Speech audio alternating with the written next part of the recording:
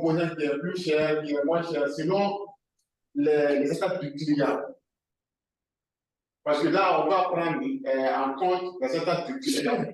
Parce qu'on a fait une étude de marché. Et là,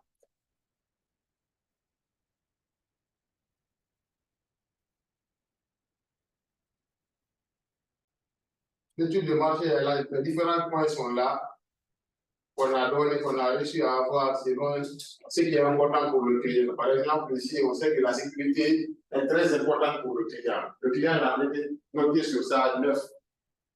Par exemple, c'est un sèche-cheveux qui permet de sécher la tête des femmes. Imaginez s'il y a un court-circuit dessus, ou bien s'il y a un produit qui n'est pas bon dessus. Ça peut électrocuter la tête de la personne. Donc, pour le client, la sécurité de l'appareil est très importante.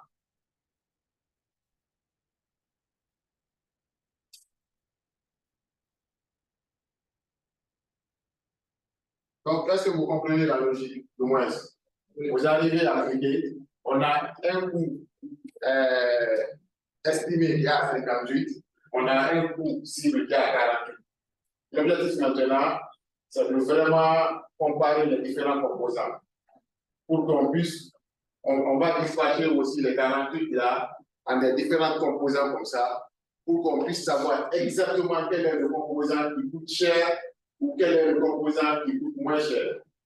Et on fait la comparaison, comme on va trouver par exemple au niveau des poignées ou bien des différents la température, on va voir que peut-être ça c'est pas important pour le client. Comme c'est pas important pour le client, on va essayer de trouver un remplaçant de ce composant qui est moins cher pour le marché, pour qu'on puisse diminuer le coût.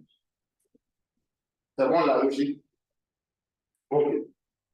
Donc on va évoluer, ça c'était la première question. La deuxième question maintenant, ceux qui sont en ligne, c'est bon?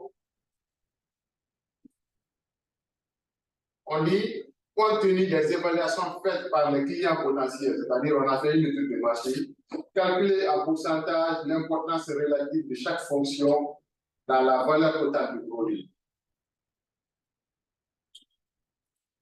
Donc ça vient de l'annexe là.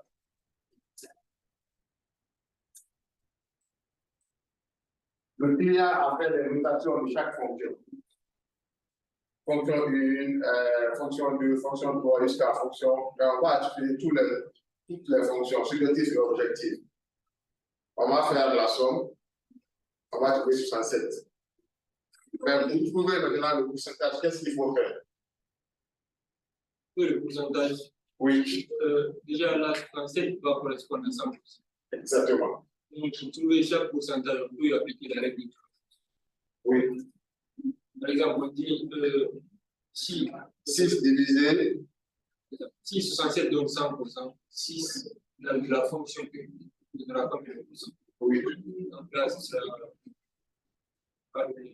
6 divisé par 67 par 100. Oui. Donc là, il va nous donner le pourcentage de chaque élément. C'est bon, ceux qui sont en ligne, vous voyez la logique? Oui, c'est bon. Vous comprenez la logique, non? Donc ici, on a fait une enquête de marché. On a, pour chaque fonction, le client a noté.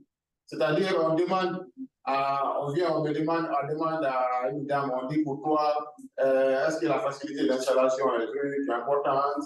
Est-ce que ça est important? Est-ce que la solidité est importante? Donc, pour le client, on lui dit de noter sur 10.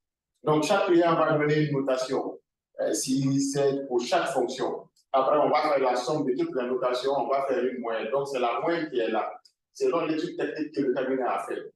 Mais on a envie de déterminer maintenant le pourcentage de chaque élément. Notre collègue, M. Diallo, a dit qu'il faut